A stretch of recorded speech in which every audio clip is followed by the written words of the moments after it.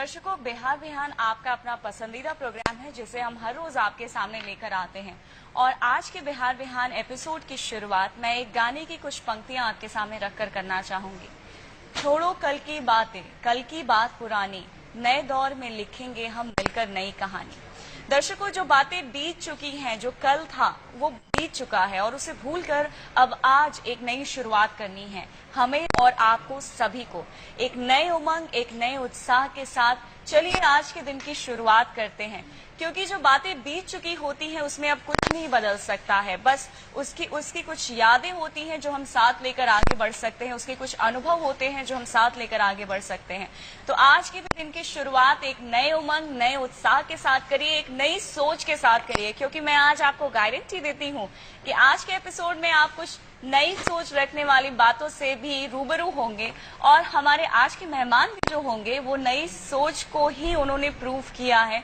वैसे ही बहुत सारी बातें होंगी, क्यों अंकिता? बिल्कुल आकांक्षा, हम हर रोज बिहार बिहान में कुछ ऐसा ही अपने दर्शकों को दिखाते हैं और साथ ही इतने सारे सेगमेंट्स के थ्रू उन्हें जानकारी तो देते ही हैं, साथ ही उनके हेल्थ का भी ध्यान रखते हैं और साथ ही साथ उनका मनोरंजन भी करते हैं, क्योंकि इसका हर सेगमेंट जो होता है ना अपने आप में ही खास है। जैसे बात करें अगर हम सुविचार की, हमारा जो पहला सेगमेंट है इसमें हम किसी महान व्यक्ति के या फिर अपने महान व्यक्ति के अनुभव बताते हैं, उनके द्वारा कही गई कुछ बातें बताते हैं, ताकि हमारे दर्शकों की दिन की शुरुआत जो होती है कुछ अच्छी चीजों से हो सके और उन्हें सुबह सुबह कुछ जानने को मिल सके। आकांक्षा, बिल्कुल तुमने सही कहा कि सुविचार हम इसलिए बताते हैं क्योंकि जो अच्छे विचार होते हैं अंकिता, वो हमें आगे बढ़ने के लिए प्रेरित करते हैं, हमें एक नई दिशा देते हैं। उसके बाद अंकिता, हम अपने दर्शकों को बताएंगे कि आज के दिन की खासियत क्या है, क्योंकि हर दिन अपने आप में खास होता है और कुछ बातें हमें सीखने को दे जाता है। दिन की खासियत बताने के बाद अंकिता, हम अपने दर्शकों को क्या बताते हैं? उसके बाद हम बताते हैं कि क्या चल रहा है हमारे आसपास और क्या बनी है अखबारों की सुर्खियां। इसके बाद हम आपको मिलवाते हैं अपने खास मेहमान से, क्योंकि हमारी ये कोशिश होती है कि आपको हर रोज एक ऐसे व्यक्ति से मिलवाएं जिनसे आप कुछ सीख सके, उनके जीवन से कुछ प्रेरणा ले सके और आगे बढ़ने के लिए भी आप प्रेरित हो सके। और आज भी हम आपको खास मेहमान से भी मिलवाएंगे, क्योंकि आप उनकी बातों से सीखें और अपने जीवन में उसे उतारने की कोशिश भी करें, है ना अंकिता? बिल्कुल आकांक्षा, और उसके बाद हमारे दर्शकों को जिस चीज का इंतजार रहता है वो है एंटरटेनमेंट, जिसका भी हम पूरा ख्याल रखते हैं वो है। और उसके लिए हम दिखाते हैं या तो डॉक्यूमेंट्री या फिर कभी हम गाने भी अपने दर्शकों को सुनाते हैं, क्योंकि अगर दिन की शुरुआत एक गाने से हो जाए, एक अच्छे गाने से, तो फिर सुबह काफी खुशनुमा हो जाती है। फिलहाल कार्यक्रम को आगे बढ़ाते हैं और हमारे दर्शक जिस चीज का बेसब्री से इंतजार कर रहे हैं उन्हें उस सेगमेंट की ओर ले चलते हैं और दर्शकों आपको मिलवाते हैं हमारे आज के खास मेहमान से। दर्शकों, हमने शुरुआत में भी आपसे कहा कि हम हर रोज आपको एक ऐसी शख्सियत से मिलवाते हैं जिनसे आप सीख सके। और मैंने आज के एपिसोड की शुरुआत भी यही की कि छोड़ो कल की बातें, नए दौर में लिखेंगे हम मिलकर नई कहानी। तो नया दौर है, नई सोच है और नई उमंग भी है। पुरानी चीजों को भूल जाइए, नई चीजों को भी अगर आप एक्सपेरिमेंट करते हैं तो अच्छा होगा, और यही किया है हमारे आज के मेहमान ने। चलिए आपका परिचय कराते हैं उनसे। हमारे साथ आज मौजूद हैं फिल्म निर्देशक सनोज मिश्रा जी, जिन्होंने हिंदी, भोजपुरी और बांग्ला के साथ ही कई ऐसी भाषाओं में फिल्में बनाई हैं और उनके जीवन के बारे में भी हम जानेंगे। सनोज जी, आपका बहुत बहुत स्वागत है हमारे कार्यक्रम बिहार बिहान में। जी नमस्कार, सभी दर्शकों को मेरा प्रणाम, नमस्कार, सादर धन्यवाद आप लोगों को। आपके बारे में हमने काफी सुना है और बहुत कुछ जाना है, और हम ये चाहेंगे कि दर्शकों को भी आपके बारे में हम बहुत कुछ बातें बताएं और आपके जीवन से कुछ ऐसी चुनिंदा पलों के बारे में भी हम यहाँ पे जिक्र करें जिनसे उन्हें कुछ सीखने को मिल सके। बिल्कुल सनोज जी, हम आपसे जानना चाहेंगे सनोज मिश्रा से डायरेक्टर सनोज मिश्रा तक का सफर कैसा रहा? अंकिता जी, सवाल तो आपने शुरुआत ही आपने बहुत बड़े सवाल से की है। तो ये जो आपने सवाल किया है कि सनोज मिश्रा से लेकर के डायरेक्टर सनोज मिश्रा तक का जो सफर रहा है, ये सफर 16-17 साल का तो हो गया अभी फिलहाल। और एक 11th क्लास की पढ़ाई के दौरान से ही मैंने धीरे धीरे शुरुआत कर दी थी। मैं पहले बताना चाहूंगा दर्शकों कि मैं लखनऊ से बिलोंग करता हूँ, लखनऊ का रहने वाला हूँ मैं, और एक मध्यम वर्गीय परिवार से हूँ। और हमारे घर में या फैमिली में या कोई ऐसा फिल्म का कोई बैकग्राउंड नहीं था शुरू से, लेकिन बचपन से ऐसे कुछ मेरे अंदर सिनेमा को लेकर के कुछ क्रेज पता नहीं कैसे डेवलप हो गया, मुझे खुद भी नहीं पता था। और मैं लिंक्स तलाशता रहा कि मुझे कुछ रास्ता मिले, कुछ आगे बढ़ने का, कुछ सिनेमा से जानने का। उस दौरान खाली मुझे न्यूज़पेपर्स, मैगजीन्स, यहीं से सब थोड़ा सा लिंक मिलता था मुझे। और 11th पास करने के बाद में सबसे पहली बार मैं मुंबई पहुंचा था अकेले। और एक ऐसी बात मैं कहना चाहूँगा जो मैंने अभी भी मुझे फील होता है उस चीज़ को, कि जब मैं मुंबई पहुंच रहा था ट्रेन में, उस दौरान पहली बार जब मैं गया था, कल्याण स्टेशन पे लोग अपने अपने घरों के लिए उतरना शुरू हो गए। मैंने महसूस किया कि ये लोग, इनका तो अपना पता ठिकाना है, ये लोग कहीं ना कहीं जाएंगे, कोई किसी का जानने वाला, खुद का अपना घर होगा किसी का, लेकिन मैं कहाँ जाऊँगा, मैं कहाँ जाऊँगा। बस उस हालातों में मैंने पहली बार मुंबई में कदम रखा और शुरुआत हुई, धीरे धीरे संघर्ष किया। फिर कुछ दिन बाद में वापस आ गया, फिर कुछ 1 महीने 2 महीने बिताने के बाद फिर गया और एज एन असिस्टेंट डायरेक्टर मैंने शुरुआत की, काम सीखना शुरू किया डायरेक्शन का। और धीरे धीरे फिर मुझे लगा, जब मैं शुरू में गया था कि 2-3 महीने हो गए, 2-3 महीने में कुछ नहीं हुआ, किसी से मुलाकात नहीं हुई, ऑफिस में चक्कर लगाता रहा लेकिन कोई मिला नहीं मुझे। ऑफिस के छोटे छोटे वर्कर्स से मिलने के लिए भी मुझे स्ट्रगल करना पड़ा और मुझे लगा कि जिंदगी का 3 साल जो है मेरा, 3 महीने मेरे बर्बाद हो गए। अच्छा। मुझे लगा था कि 3 महीने में मैं सब कुछ अचीव कर लूंगा, 3 महीने में मैं स्टैब्लिश हो जाऊंगा, जो एक होता नहीं क्या मेच्योर मेरी सोच थी। बीच में एक धारणा बनी रहती है कि जो फिल्मी दुनिया है वो उसमें हम बस गए और हमें पहचान मिल जाती है, लेकिन रियल लाइफ में ऐसा होता नहीं है। आपने कई भाषाओं में फिल्म बनाया है, जैसा मैंने कहा कि भोजपुरी, हिंदी और फिर राजस्थानी, बांग्ला। इस बारे में इतने सारी भाषाओं में, आप यूपी से हैं, आपके मतलब पूर्वज जो हैं या आपके बहुत बड़े बिहार से हैं घर में, वो बिहार से बिलोंग करते हैं, तो इतनी सारी भाषाओं में फिल्म बनाना, ये एक्सपीरियंस कैसा रहा? बहुत अच्छा एक्सपीरियंस। और एज एन डायरेक्टर मैं चाहता हूँ कि मैं और बहुत सारी लैंग्वेज में काम करूँ और सारी भाषाओं में काम करूँ, क्योंकि निर्देशक का और जो एक फील्ड है हमारी सिनेमा जो है ना, या जो क्रिएशन है, ये किसी भाषा का या किसी बोली का मोहताज नहीं होना चाहिए, मेरा ये मानना है। और मैं कोशिश कर रहा हूँ कि अभी मैं एक अपने मिथिला के लिए मैथिली भाषा की एक फिल्म बनाऊँ। अच्छा। मेरी कोशिश है ये कि मैं जल्दी ही उसमें काम करना चाहूँगा। बहुत सही कहा आपने। और अंकिता, ये देखा जाता है कि अगर आप बहुत कुछ अच्छा करना चाहते हैं ना, तो किसी एक चीज में अपने आप को बांध के ना रखें। अगर एक चीज में अपने आप को बांध के रखेंगे, अपने लिमिटेशंस तय करके रखेंगे, तो फिर आगे मुश्किल होता चला जाता है। जैसा आपने बताया कि आप बहुत कुछ अचीव करना चाहते थे और आज आपने इतनी बड़ी पहचान बना ली है, आप फिल्म्स बना रहे हैं, तो डायरेक्टर में आप जब रोल में आए तो फिर आपको क्या क्या लगा कि आपने ये चेंजेस आ गए हैं? मुझे कॉन्फिडेंस आया सबसे पहले तो, जब मैं लोगों के नीचे काम करता था तो मैं उनके साथ मेरा जो बिहेव होता था एज एन बॉस। फिर जब मैंने ये जिम्मेदारी महसूस की, तो जब पहली फिल्म में करने के लिए जब सेट पे मैं उतरा, तो मुझे ही नहीं पता चला कि मेरे अंदर कब चेंजेस हो गया और मैं खुद बॉस बना पहली बार। तो एक आदमी को जब कोई जिम्मेदारी मिलती है ना, तो मुझे लगता है कि वो चीज, वो कॉन्फिडेंस, वो काम को लेकर के जो क्रेज होना, अपने काम को अच्छे से अच्छा करना, कंपटीशन, लोगों की जो उम्मीदें होती हैं, वो सब पूरा करने के लिए इंसान अपने आप चेंज ही हो जाता है, अगर वो अपने काम को लेकर ईमानदार है तो। मैंने खुद अपने आत्मा में परिवर्तन मैंने महसूस किया, क्योंकि ये जो 0 से और आज तक का थोड़ा बहुत जो मैं कर रहा हूँ, वहां तक का जो सफर है, ये अपने आप में भी एक बड़ा अजीब सा, और मैं खुद जब सोचता हूँ कि मैं कैसे इन चीजों से आगे बढ़ गया हूँ, या मैंने कैसे उन चीजों को फाइट किया, कैसे मैं उनको वहां से निकला हूँ, क्या मैं वही था, तो मुझे खुद अपने आप में बड़ा वो होता है कि शायद इंसान की जो एक वो होता है, आदमी के अंदर जो जुनून होता है, जो उत्साह होता है, और एक जो लक्ष्य इंसान ने निर्धारित कर लिया, अगर वहां तक पहुंचने की होती तो आदमी कुछ भी, किसी भी परेशानी से, मुश्किलों से निकलते हुए लक्ष्य को पा लेता है या पाने की कोशिश करता है। बिल्कुल, अपने लक्ष्य को पा लेता है, अगर कितनी भी मुश्किलें हो। और एक जुनून सा होना चाहिए अगर आप कुछ पाना चाहते हैं, कुछ अचीव करना चाहते हैं। आपने जैसा बताया कि आप 11th में थे, तभी आपकी रुचि बढ़ गई कि फिल्म की तरफ आपको मूव करना है, तो उस बारे में बताएं कि उसके बाद कैसे सफर शुरू हुआ। आपने बताया, बस एक छोटा सा किस्सा सुनाया कि ट्रेन से जब आप जा रहे थे तो आपको लगा मैं कहाँ रहूंगा, तो परिवार का सहयोग कितना रहा? मेरे घर में तो ऐसा कुछ माहौल था नहीं।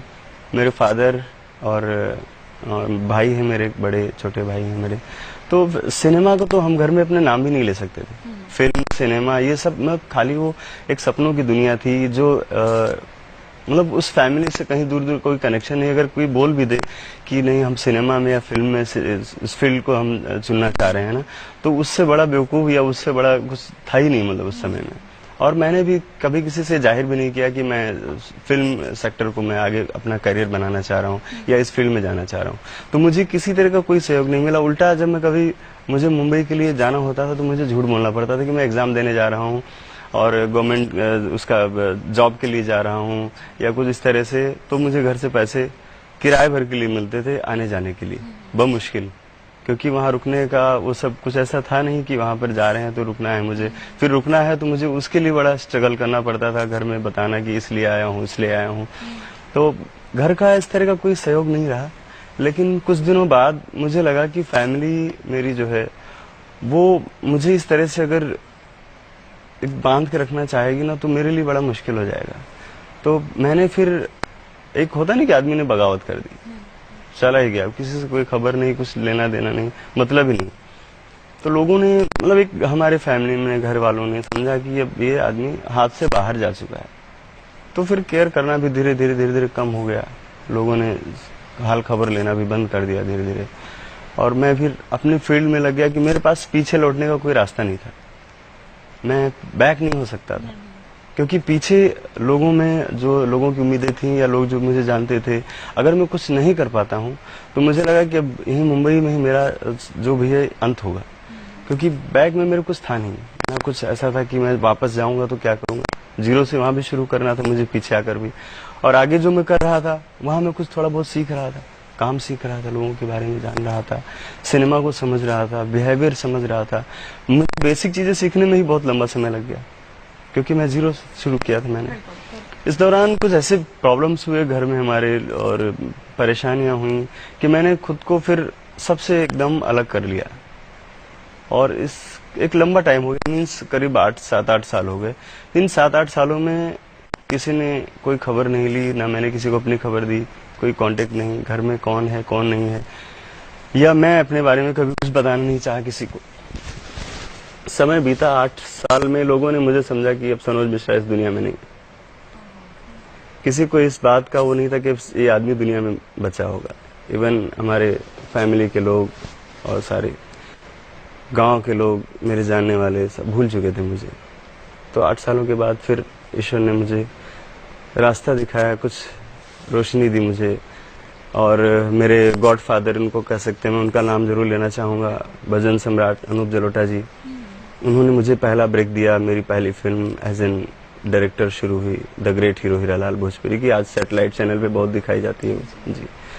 वहां से शुरुआत हुई। और मेरा जो स्ट्रगल पीरियड में, चूंकि मेरे साथ बहुत अभाव रहता था, पैसों का, हर एक चीज का, मुझे खुद को भी मेंटेन करना पड़ता था, काम भी करना पड़ता था।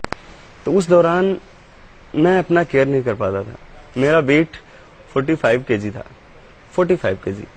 एक 6 फीट हाइट के अगर आदमी की एक वेट इतना कम हो तो वो फिजिकली कैसा लगता होगा।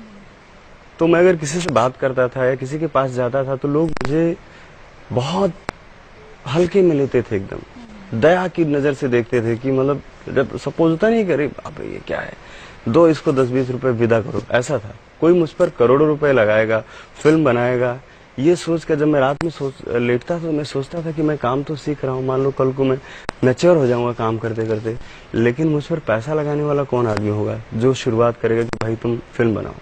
तो मुझे दोनों तरह से स्ट्रगल करना पड़ा, अपने फिजिक्स से, और जो एक स्ट्रगल था जिंदगी का, सिनेमा का, वो अलग था। लेकिन मुझे फिजिक्स से बहुत लड़ना पड़ा कि मैं इतना फिजिकली वीक था, इतना कमजोर था कि लोग मुझे उस हालात में, अनूप जलोटा जी ने मुझे जो चांस दिया, ये हर इंसान ऐसा नहीं कर सकता।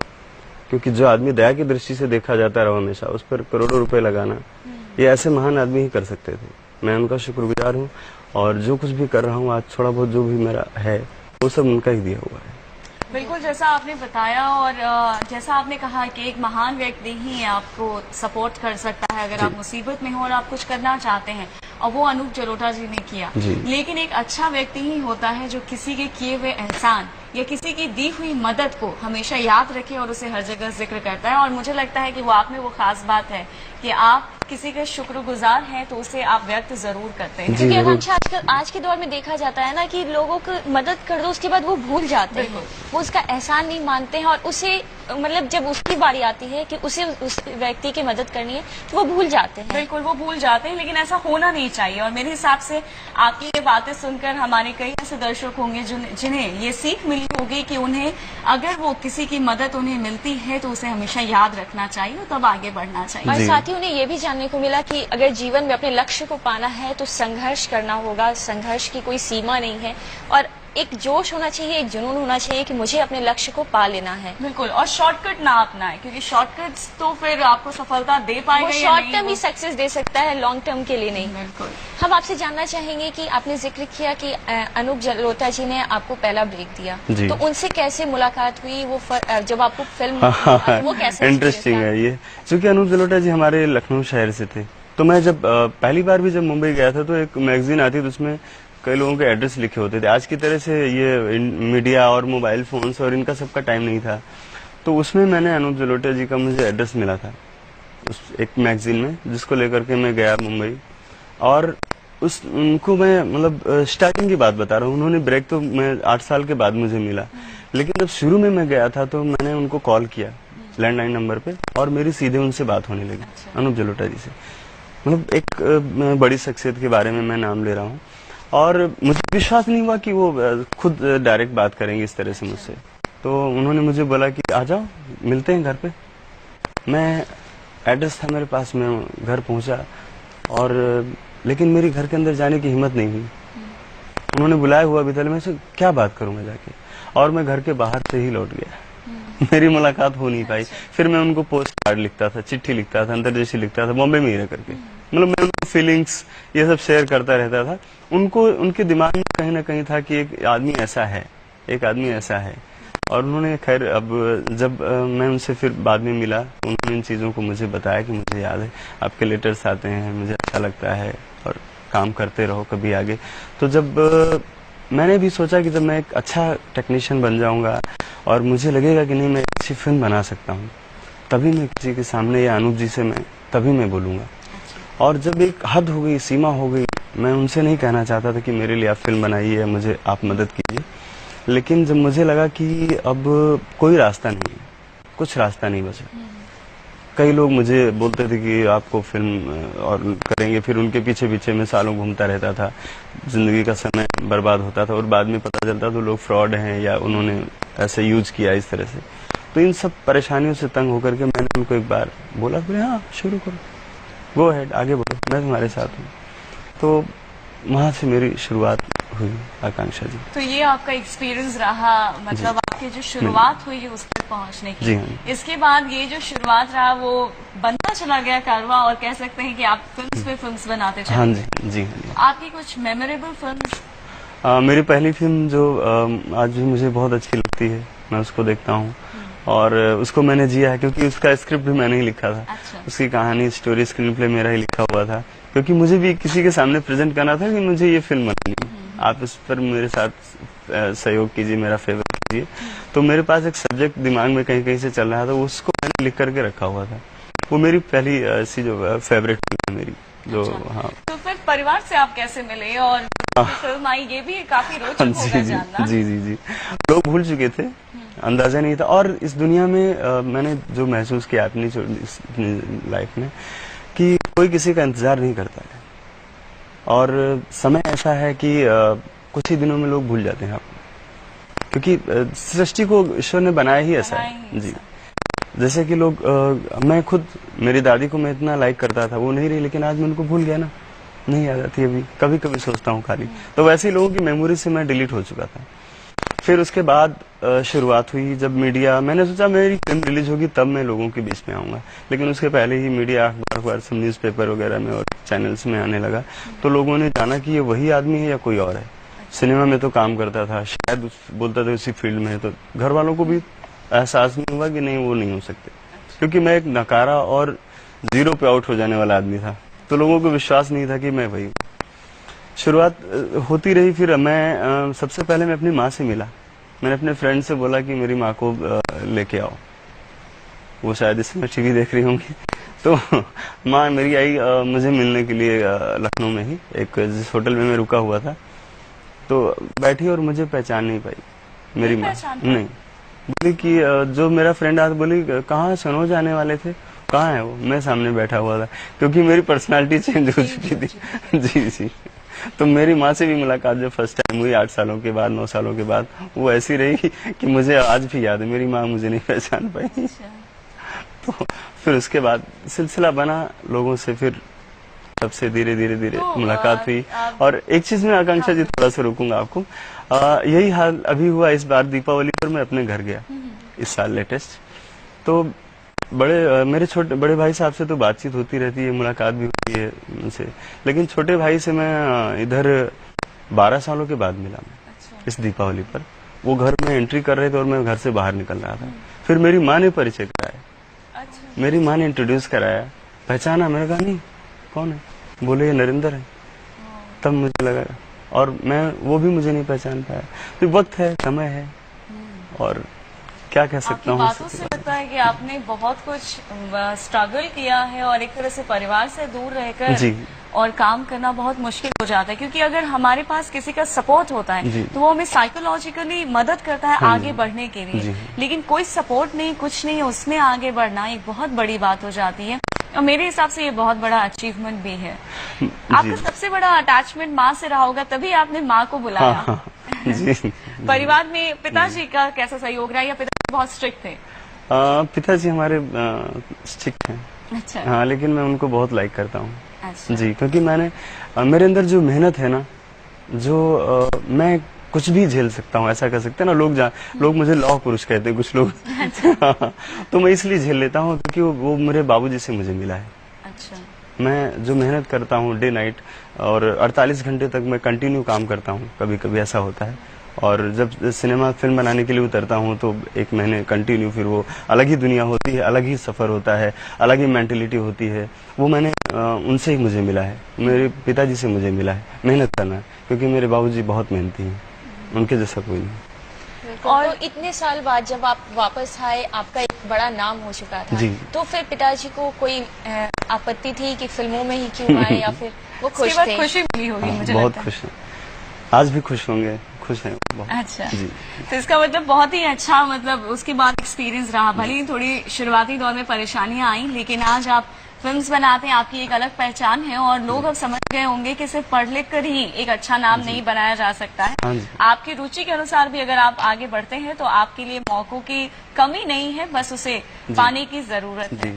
सनोज जी, हम आपसे जानना चाहेंगे कि जब आप फिल्म्स बनाते हैं, आपको देखकर लगता है आप बहुत शांत स्वभाव कर हैं, और जब आप फिल्म्स बनाते हैं तो उस टाइम में पूरी क्रू, पूरी टीम होती है साथ में। एक्चुअल में तो आकांक्षा जी, मेरी जो इमेज है, जो मेरे टेक्नीशियन और स्टार्स के बीच में जिनके साथ मैं काम करता हूँ, तो मैंने जिंदगी में इतनी तकलीफें मैंने उठाई है ना, मैं अब हंसना चाहता हूँ, खाली खुश रहना चाहता हूँ।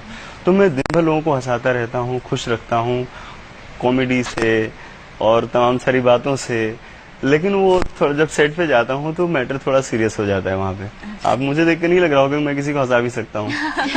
तो, लेकिन ऐसा ही है, मेरे आसपास का जो एनवायरमेंट, मैं चाहता हूँ कि मैं खुश रहूँ, क्योंकि वो चीज मेरी जिंदगी में बहुत कम रही, खुशी कम रही है, और तकलीफों से मैं भागता हूँ। मैं ना किसी, अब चूंकि तकलीफ को मैंने बहुत नजदीक से मैंने देखा है।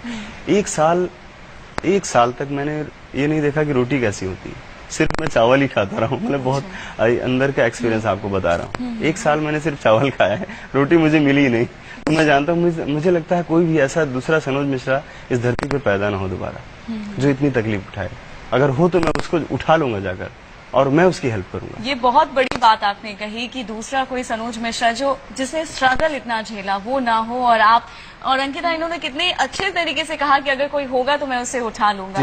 ये बहुत बड़ी बात है कि अगर आप एक मुकाम हासिल कर लेते हैं तो आप दूसरों को भी मौका देना चाहते हैं, और उसे भी वो जगह दिलाना चाहते हैं जहां वो पहुंचना चाहते हैं। बहुत बड़ी बात है ये। मैं आज भी, और चूंकि मैंने जिस तरह से मेरा वो रहा है, मैं सबकी मदद करता हूँ आज भी। बिल्कुल मदद करना चाहिए और इसी तरह से हम और भी बातें जानेंगे इनसे और बहुत कुछ सीखने का भी हमें मौका मिलेगा। प्लीज बताइए कि आपका एक्सपीरियंस कैसा रहा इस फिल्म के दौरान, क्योंकि मुझे जहाँ तक मालूम चला है कि इसने रिकॉर्ड तोड़ा है और इसमें काफी अच्छा रिस्पांस मिल रहा है। जी जी हाँ, इस हफ्ते ही रिलीज हुई है बिहार, झारखंड और नेपाल में। और इस फिल्म का जो दर्शकों ने जो रिस्पांस किया है ना, मुझे बहुत खुश हूँ मैं, क्योंकि मैं खुद थिएटर में जा रहा हूँ, सिनेमा में जा रहा हूँ, लोगों से मिला हूँ, देख रहा हूँ, ऑडियंस पसंद कर रही है फिल्म को। और अब तक का एक रिकॉर्ड कलेक्शन है फिल्म का, सबसे ज्यादा सेंटर से रिलीज होने वाली फिल्म। और जहाँ पर भोजपुरी सिनेमा नहीं लगता था ना, वहाँ पर भी लोग इसको पसंद कर रहे हैं। तो ये मेरे लिए बहुत बड़ी बात है, एक बिल्कुल ये बहुत बड़ी बात है। सनोज जी, हम आपसे जानना चाहिए कि रवि किशन एक बहुत बड़ा नाम है, इनको लेकर फिल्म बनाने के दौरान का कैसा एक्सपीरियंस रहा? रवि जी एक्चुअल में क्या है, मेरे बड़े भाई हैं, बहुत अच्छे फ्रेंड भी हैं, और शायद वो मेरे बहुत करीब हैं या मैं उनके बहुत करीब हूँ। अभी कल भी हम लोग साथ में थे बनारस में, शाम को उनकी शूटिंग चल रही थी वहाँ। रवि जी के साथ मैंने 3-4 फिल्में हो गई मेरे, और लाइक एक फैमिली मेंबर, मैं उस तरह से उनके साथ काम कर रहा हूँ। रवि जी जब सेट पर रहते हैं या उनके साथ जब मैं काम करता हूँ, तो मुझे मेरा काम एक तो तेजी से होता है, क्योंकि उनके रहने से थोड़ा ये रहता है ना कि जल्दी जल्दी काम निपटा करके उनको छोड़ना भी है। दूसरा है कि वो खुद काम में इन्वॉल्व हो जाते हैं, हर एक चीज में इन्वॉल्व होने लगते हैं। ये कैसे होगा, वो कैसे होगा, वो कैसे होगा, लोग बोलते हैं कि ऐसा, लेकिन मुझे ना उनसे बहुत कोऑपरेशन मिलता है, मुझे उनसे बहुत सपोर्ट मिलता है, क्योंकि वो क्रॉस क्वेश्चनिंग जो करते हैं ना, वहां से मेरी चीजें और स्ट्रांग हो जाती हैं। मतलब उनको कन्विंस कर लूं कि भाई ये इसलिए कर रहा हूँ, इसके लिए कर रहा हूँ, क्यों करोगे, क्या कैसे होगा, तो उनको बताना भी पड़ता है, ये इम्पैक्ट है इसलिए। तो वो एक अच्छी अंडरस्टैंडिंग हो गई है, और वो जानते हैं कि नहीं ये जो कर रहा है वो बहुत है, तो खाली फॉलो करते हैं। अच्छा। हाँ। तो कुछ मस्ती ऐसे कुछ होता होगा सेट पर, या कुछ ऐसे पल जो आप हमारे दर्शकों के साथ शेयर करना चाहें? मस्ती का कांड होते हैं मतलब। अच्छा, कुछ ऐसा वाकया जो आप हमसे शेयर करना चाहें? जी जी, कई सारे वाकयात हुए, मतलब अब इतने सारे फिल्म 9-10, मेरी 9वीं फिल्म है अभी भोजपुरी की।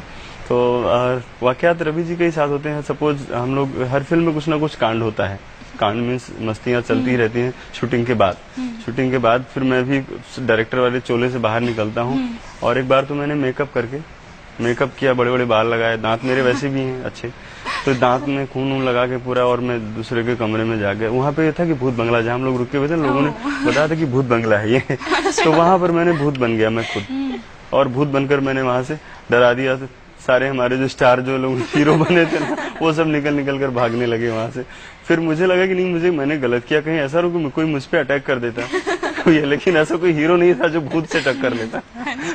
तो ये एक्सपीरियंस अभी रहा है इस फिल्म में। मैंने भूत बन के लोगों को डराया, बाल लगाकर और मेकअप करके, खून लगा के। यानी कि बहुत मस्ती होती थी, और एक तरह से कहूँ तो अगर हेक्टिक शेड्यूल के बाद थोड़ी बहुत मस्ती आप लोगों को वापस एनर्जाइज कर। हाँ जी, अगले दिन के लिए हम लोग रिचार्ज हो जाते हैं। और सेट पर रवि जी हूँ, मैं हूँ और पवन हूँ। पवन जी हमारे छोटे भाई हैं, और मुझसे ज्यादा शरारती पवन जी हूँ, उसके बाद मैं हूँ। अच्छा। उनके बाद मैं हूँ, और मेरे बाद रवि जी हैं। मतलब वो सबके गार्जियन ऐसा।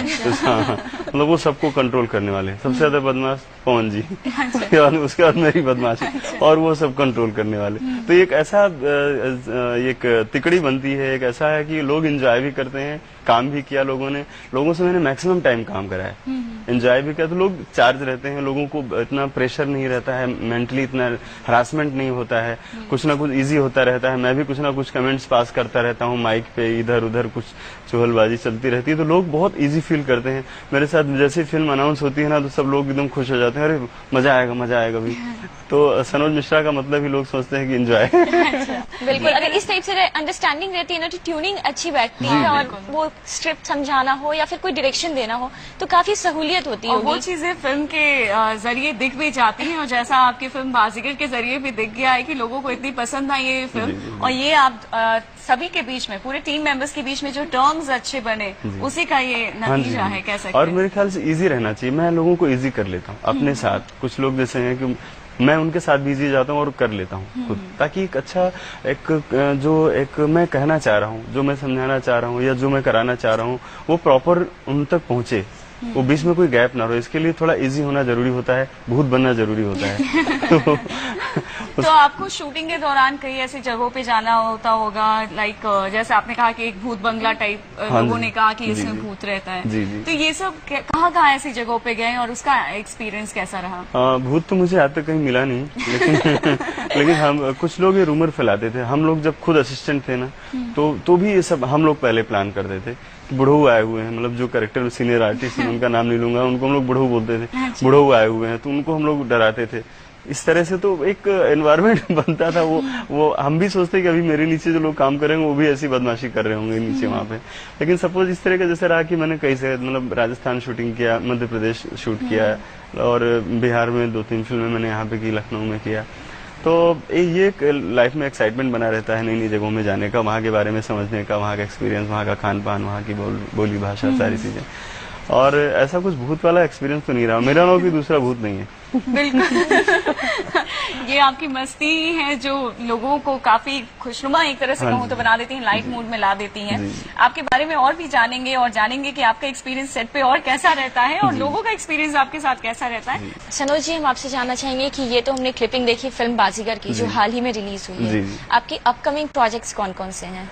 अपकमिंग मेरी आने वाली जिसकी मैं शूटिंग की तैयारी में लगा हुआ हूँ, मेरे एक बहुत क्लोज फ्रेंड है मेरे, सुनील जैन जी, मेरे बड़े भाई, और मेरे एक बहुत क्लोज फ्रेंड, मतलब आज मेरे बहुत करीब हैं, प्रताप यादव जी। और हाँ, उनसे मेरी मेंटेलिटी भी मैच करती है, क्योंकि मेरा जो सब्जेक्ट था गांधीगिरी, ये सब्जेक्ट मैं 5-6 साल से मैं इस पर काम कर रहा हूँ, मतलब एज एन राइटर मैंने इसको लिखा भी है इस पर। हाँ, 6 साल तो हो गया कम से कम इस पे काम करते हुए। तो मैंने कई लोगों से इस बारे में बात किया, तो लोगों ने समझा कि ये रिस्की है, मतलब ये जो सब्जेक्ट है रिस्की है, क्योंकि आम फार्मूला फिल्मों से थोड़ा सा अलग हटके, जो इसका जो बहुत गंभीर सब्जेक्ट है, लोगों की समझ में आया कि मतलब गांधी का मतलब होता है गंभीर। लेकिन फिर मैंने इस 6 सालों में इसके क्लेवर को चेंज किया। अब गांधी का मतलब ये वो नहीं रह गया कि मतलब बहुत बोरिंग, गांधी का मतलब बहुत इंटरेस्टिंग मैंने इसको बनाया। लोगों को जो एक मैसेज भी देना है, या जो मैं कहना चाहता हूँ इस सब्जेक्ट के माध्यम से या फिल्म के माध्यम से, उसको एक एंटरटेन का एक पूरा जामा पहनाना पड़ा मुझे। और इसको लेकर के मेरी मुलाकात प्रताप जी से हुई। प्रताप जी को चीजें समझ में आई, क्योंकि उनको खुद भी इस चीज का वो है कि दिमाग में है ना कि सोशल कुछ अपने लिए, मतलब होता है नहीं कुछ लोग कि खाली पैसे के लिए नहीं जीना है इस दुनिया में, खाली पैसे के लिए नहीं आया, नहीं कि खाएंगे और ऐशो आराम करेंगे चले जाएंगे, ऐसा नहीं है। तो वो चीज उनको समझ में आई, क्योंकि उनकी खुद की ऐसी मेंटेलिटी, उन्होंने इस सब्जेक्ट को बोला कि मैं करूंगा, मीन्स वो प्रोड्यूस कर रहे हैं अभी, और पिछले 1 साल से उस पर काम चल रहा है, मतलब रनिंग में। अब वो फरवरी में शूट पे जाने वाली, फ्लोर पे जाएगी फिल्म। तो अभी तक कह सकते हैं कि मेरी आने वाली और मेरा ड्रीम प्रोजेक्ट गांधीगिरी, जिसके जरिए, क्योंकि रीजनल फिल्मों में थोड़ा सा होता है ना कि अपने आप को दबाकर काम करना पड़ता है, बहुत सारी बाउंडेशंस होती हैं, बहुत सारा कुछ आप बोलना चाहते लेकिन नहीं बोल सकते, क्योंकि वो फिर कमर्शियली आप कहीं ना कहीं से हरासमेंट में आ जाएंगे, इसलिए। लेकिन मैं इस फिल्म के थ्रू पूरा प्रॉपर अच्छे से काम करूंगा, और मुझे लगता है कि 2 फिल्में मेरी और है हिंदी में, ये तीसरी फिल्म मेरी सब पर भारी होगी फिल्म। अच्छा। जी, ऐसी उम्मीद है। और मुझे इसके लिए सब पूरी यूनिट से, सुनील जी से, प्रताप जी से, और हमारे साथ के जो लोग हैं उनसे सबसे बहुत अच्छा कोऑपरेशन मिल रहा है, सहयोग मिल रहा है। महेंद्र जी से मुझे सहयोग मिल रहा है। अच्छा, तो ये आपका ड्रीम फिल्म है। अगर हम बातें करें कि आपने जैसे हिंदी फिल्म्स भी बनाए हैं जी, हम बातें करें कि अभी आने वाला जो ये जो ट्रेंड चल रहा है फिल्म्स में, बॉलीवुड में भी अगर हम देखें तो वुमेन ओरिएंटेड फिल्म्स दिखाई जा रही हैं या वुमेन सेंट्रिक फिल्म्स दिखाई जा रही हैं, तो ये आपको कितना बेहतर लग रहा है? या कुछ स्टोरीज ऐसी हैं जो रियल लाइफ से ली जाती हैं? अगर मैं एग्जांपल के तौर पे दूं तो मैरी कॉम हुई, भाग मिल्खा भाग हुए, तो इस तरह की जो फिल्म्स हैं वो एक रियल स्टोरी एक पर्सन पे बनाई जा रही है। तो ये सब फिल्म्स का जो ट्रेंड बदल रहा है, इस बारे में आपका क्या ओपिनियन है? मुझे लगता है कि ऐसा होना चाहिए, ऐसा मुझे लगता है, क्योंकि जो लोग हैं इन लोगों को भी ये इनके बारे में लोगों तक जानकारी पहुंचे। अभी भाग मिल्खा भाग जो फिल्म थी, या मैरी कॉम, या जो इस तरह की फिल्में बनती हैं, मुझे अच्छा लगता है कि ऐसी फिल्में बननी चाहिए, ताकि दर्शक, एक होता नहीं कि ग्लैमर का और कहानी गढ़ना, एक जो खुद अपने आप में कहानी है वो लोगों तक पहुंचे, उससे लोगों को सीखने को मिलेगा, लोगों के उनके बारे में जानने को मिलेगा, दुनिया जानेगी, क्योंकि ऐसी चीजें जानना बहुत जरूरी है। पूरे कायनात के लिए, सबके लिए। तो मैं खुद ऐसे सब्जेक्ट पर काम करना चाहूंगा। मुझे कुछ अगर अच्छा सब्जेक्ट मिलेगा गांधीगिरी के बाद तो मैं उस पर काम करूंगा। अगर इस तरह का कुछ रियलिस्टिक ड्रामा है किसी का, एक दो चीजें चल रही है अभी माइंड में, उस पर हो रहा है काम, वर्कआउट हो रहा है, लेकिन वो मैं लगूंगा गांधीगिरी के बाद। अच्छा। तो और अगर जानना चाहेंगे कि आप कौन से एक्टर और एक्ट्रेस के साथ काम करना चाहेंगे आगे, तो फिर आप कौन से? जी जी, अभी आज के अगर इसमें जनरेशन मिले तो मैं बहुत इरफान खान साहब अभी काम कर रहे हैं बहुत अच्छा, और अजय देवगन साहब हैं जो अभी भी इतना अच्छा, उनका परफॉर्मेंस है, मैं उनका बहुत बड़ा फैन रहा हूँ। मतलब उनका आई मूवमेंट्स, उनका चलना, उनका बोलना। उनकी फिल्म थी एक जख्म, सॉरी हाँ जख्म नहीं थी शायद, महेश भट्ट की फिल्म है। बहुत मतलब लगता है कि मैं उनके साथ काम करूं तो मुझे बहुत अच्छा फील होगा मतलब। और मैं उम्मीद करूंगा कि शायद मैं अगर मैं थोड़ा सा भी कुछ मेहनत करूंगा तो मैं वहां तक पहुंचूं। जरूर, हमारी भी शुभकामनाएं हैं कि आप वहां तक जरूर पहुंचे और आपके जितने भी ड्रीम प्रोजेक्ट्स हैं, ड्रीम फिल्म्स हैं, उसे आप बनाएं, क्योंकि इससे दर्शकों का एंटरटेनमेंट होगा और सभी को कुछ अच्छा देखने को भी मिलेगा। आप ये मानते हैं कि फिल्म्स एक ऐसा माध्यम है जिसके जरिए एक सही मैसेज ऑडियंस तक दिया जा सकता है? कई बार हम ऐसे देखते हैं कि एक पूरी की पूरी एंटरटेनमेंट फिल्म होती है, कोई फिल्म्स ऐसी होती है जिसमें एंटरटेनमेंट तो होता ही है बट उसके साथ ही मैसेज भी लोगों तक जाता है। तो फैमिली मूवीज होती हैं, एक यूनिटी की बातें होती हैं, सही संस्कारों की बातें होती हैं, तो इस तरह की फिल्मों का क्या टेस्ट बदल रहा है? हाँ, बदल तो रहा है मेरे ख्याल से, और ऐसा होना भी चाहिए, क्योंकि एंटरटेन में अगर आप कुछ समझा ले जाएंगे तो लोग उसको समझ भी सकते हैं।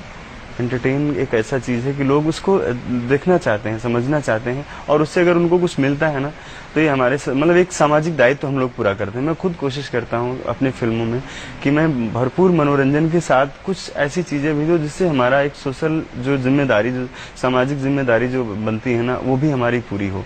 और सारे फिल्म मेकर्स को मेरे ख्याल से ऐसा करना चाहिए, और अभी भी हो रहा है। इस वक्त तो अभी ऐसा ट्रेंड ही चल निकला है कि मैसेज, अभी सपोज मैरी कॉम या जो आपने जो रियलिस्टिक फिल्मों का नाम लिया है ना, इसमें भी थोड़ा सा कहीं ना कहीं एंटरटेनमेंट का तड़का, नहीं तो फिर लोग उसको पसंद नहीं करते। ये मजबूरी भी, हालांकि मैं इसको लाइक नहीं करता। रियल स्टोरी जैसा चलना चाहिए, लेकिन अगर उसमें एंटरटेनमेंट नहीं होगा तो शायद मैं भी नहीं देखना पसंद करूंगा। लेकिन एक फिल्म तो कंप्लीट फिल्म होनी चाहिए। जरूरत होती है कि एक सही स्क्रिप्टिंग हो और सही डायलॉग डिलीवरी भी हो। और अंकिता, जहाँ तक हमें पता है, सनोज मिश्रा जी स्क्रिप्ट्स भी लिखते हैं और डायलॉग राइटिंग भी करते हैं। तो इसके बारे में बताएं। इस बारे में बताएं। एक्चुअल में मैं जब सिनेमा से पहले मैंने लिखना शुरू किया, मीडिया से, मतलब एक मीडिया का ही एक सेगमेंट है राइटिंग मेरा, तो मैंने अखबारों में लिखना शुरू किया। 11th में था तो मेरी पहली बार मेरा आर्टिकल न्यूज़पेपर में छपा। अच्छा। उसके बाद फिर मैंने कई सारी मैगजीन्स के लिए लिखा, हिंदी में कई सारे, फिर उसके बाद सामने में मुंबई में वहाँ लिखता रहा हूँ कई सारा। तो ये लिखने का मेरा एक अलग वो बना रहा। सोशल पे लिखता था मैं, पॉलिटिक्स पे लिखता था, और फिल्म पे मैंने काफी कुछ लिखा है। अभी 2 साल से मैंने ये सब लिखना उठना बंद किया, क्योंकि काम इधर ज्यादा हो गया, तो उस सेगमेंट को मैंने बंद किया। लेकिन फिर भी कभी ऐसा लगता है कि मुझे एक अच्छी स्पार्किंग कहानी चाहिए, मुझे ऐसी स्क्रिप्ट चाहिए, मुझे इस तरह के डायलॉग्स चाहिए। तो सामने जो राइटर है ना, वो, मैं इधर जाता हूँ, वो उधर जा रहा है, तो उसमें बड़ा जो कंफ्यूजन होता है ना, वो मुझे फिर नहीं तो फिर मैं कलम उठा लेता हूँ। मैंने प्रेम विद्रोही फिल्म लिखी अभी अपनी, जो एक बहुत ही भोजपुरी सिनेमा के लिए तो बहुत बड़ी फिल्म है, वो जल्दी रिलीज होने वाली है। और गांधीगिरी में खुद से लिख रहा हूँ, पहली फिल्म मैंने खुद से लिखी थी। तो एक सेटिस्फेक्शन मिलता है ना कि नहीं, कोई राइटर आता है, बताता है, विजुअल दिखता है कि हाँ ये मैं करूंगा, ऐसा लगेगा, ऑडियंस से उसको एंटरटेनमेंट मिलेगा तो अच्छा लगता है। नहीं तो फिर रास्ता ये होता है कि खुद से लिखो। सनोज जी, हम आपसे जानना चाहेंगे, आपकी जो अपनी जिंदगी है वो भी किसी फिल्मी कहानी की तरह ही है, तो क्या आप अपनी जिंदगी पे कोई फिल्म बनाना चाहेंगे? अंकिता जी, मुझे कई सारे लोगों ने ये बात कही कि मैं इस पर काम करूं, लेकिन मुझे लगता है अभी कहानी अधूरी है। मुझे भी लगता है कहानी अधूरी है, और मैं कोशिश करूंगा कि कुछ, क्योंकि अभी मुझे हासिल करना है कुछ। मुझे अच्छी अभी शुरुआत है, मुझे ऐसा लग रहा है कि अब मैंने शुरुआत की है, तो अभी ये डेस्टिनेशन नहीं है।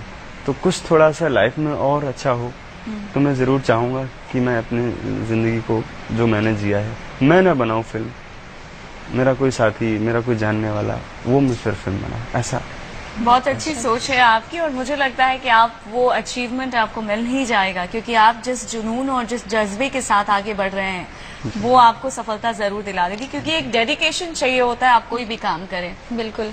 अगर हम बात करें आपके डायरेक्शन की, तो जो फिल्में आप डायरेक्ट करते हैं तो उसमें क्या क्या बातों का आप ख्याल रखते हैं?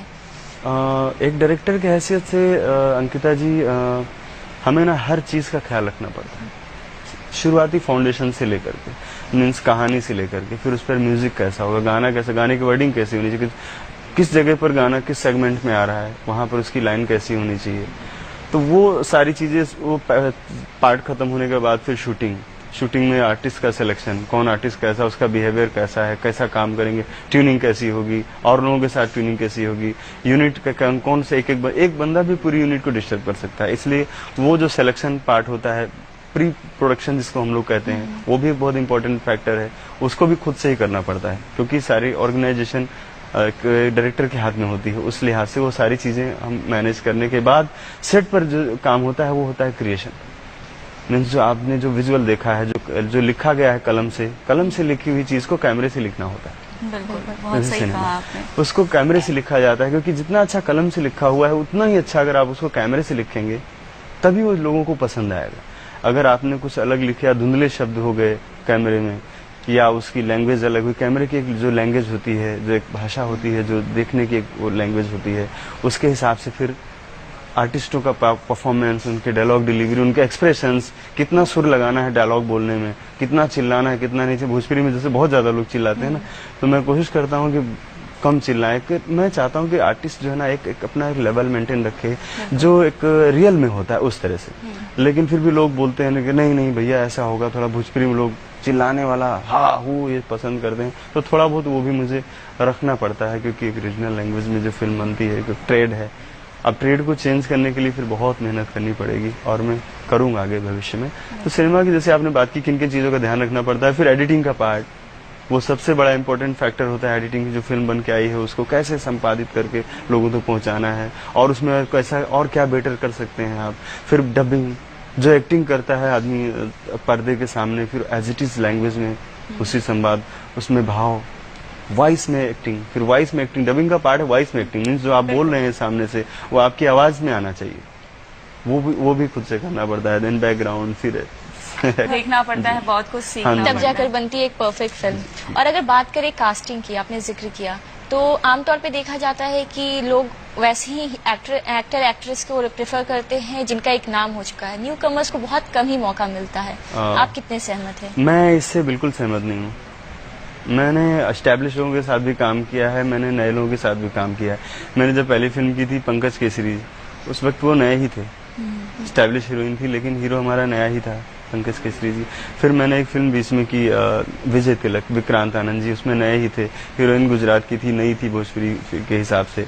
इसके अलावा मैंने जो हिंदी फिल्म की थी पिछले साल अक्टूबर में रिलीज हुई, महिदपुर 0 किलोमीटर, उसमें तो रिकॉर्ड नए लोग थे, मतलब उसमें से एक भी आदमी ऐसा नहीं था जिसने कभी कैमरा देखा हो। अच्छा।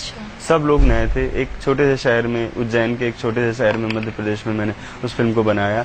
और ये कह सकते हैं कि मुझे लगता है कि आर्टिस्ट होना चाहिए, वो आपकी चीज को समझना चाहिए, तो कोई भी आदमी काम कर सकता है। थोड़ा सा मार्केटिंग की कहीं कहीं से प्रॉब्लम होती है, लेकिन जब एक बार बिजनेस समझ में आ जाता है ना, तो वो चीजें भी बड़ी आसानी से शॉर्ट आउट हो जाती हैं। मैं नए लोगों पर कभी भी रिस्क लेने में पीछे नहीं रहता हूँ, क्योंकि बस मुझे जो चाहिए वो मिलना चाहिए, जो सिनेमा है वो आना चाहिए, और कैरेक्टर उसमें फिट होना चाहिए। बिल्कुल, कैरेक्टर फिट होना चाहिए, और उस हिसाब से आप लोगों का चुनाव करते हैं अपने फिल्म के लिए। अगर हम बातें करें कि आपके सामने जब कोई न्यू कमर आता है, जैसा आपने शुरुआत में ही कहा कि मैं किसी और को सनोज मिश्रा जैसा स्ट्रगलर नहीं बनने दूंगा। सनोज मिश्रा अब एक अचीवर है, बट एक स्ट्रगल पीरियड जो था आप वैसा नहीं बनने देना चाहेंगे। तो हम ये जानना चाहेंगे कि अब आपके सामने, आप कई शहरों में जाते हैं, कई लोगों से बातचीत करते हैं, जैसा आपने बताया कि राजस्थान, गुजरात, मुंबई, कहीं पर भी आपको जाना होता है, तो आप वो कौन सी खास बातें देखते हैं जब आपके पास कोई आता है काम मांगने?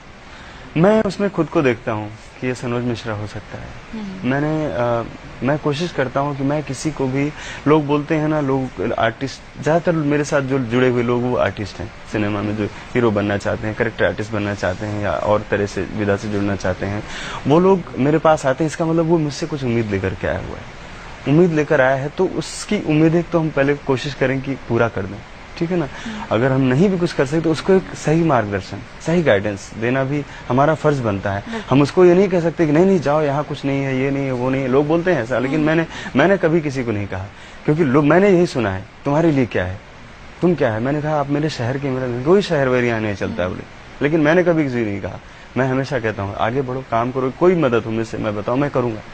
कोशिश करते रहो, मेरे साथ भी जुड़े रहो, और जगह भी काम करते रहो। और उनको बेसिक चीजें बताता हूँ कि आप अपना मुंबई में आए हो सपोज, तो थोड़ा सा इस तरह से कोशिश करो कि आप सरवाइव कर पाओ, क्योंकि यहाँ रहोगे तभी कुछ मिलेगा। सिनेमा में आप मुंबई में रहेंगे तभी कुछ मिलेगा ना। और अगर आप किसी पर बोझ बने हुए हो या फैमिली पर बोझ बने हुए हो तो आपको बहुत दिन आदमी डाइजेस्ट नहीं कर पाएगा। इसलिए कुछ ऐसा रास्ता चुनो कि आप इस फील्ड के लिए भी काम करो, आपकी बेसिक चीजें भी पूरी होती रहे। सपोज जैसे मैं था तो मैं कोरियर में चिट्ठी बांटता था।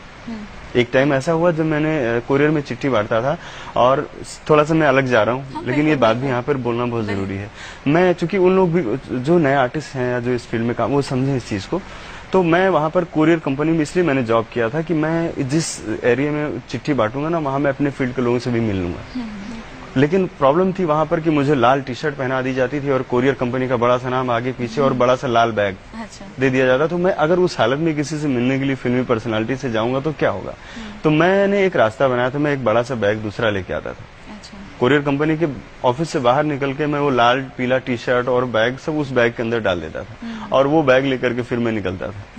तो इस तरह से क्या होता था कि मैं अपने खर्चे में अपने आप से, मतलब मुझे किसी के सामने किसी पे बोझ बनने की जरूरत नहीं। मैं कभी किसी के सामने हाथ नहीं फैलाया कि नहीं मुझे हेल्प कीजिए, आप मुझे मदद कीजिए, कभी नहीं लाइफ में, इतनी प्रॉब्लम्स के बाद भी।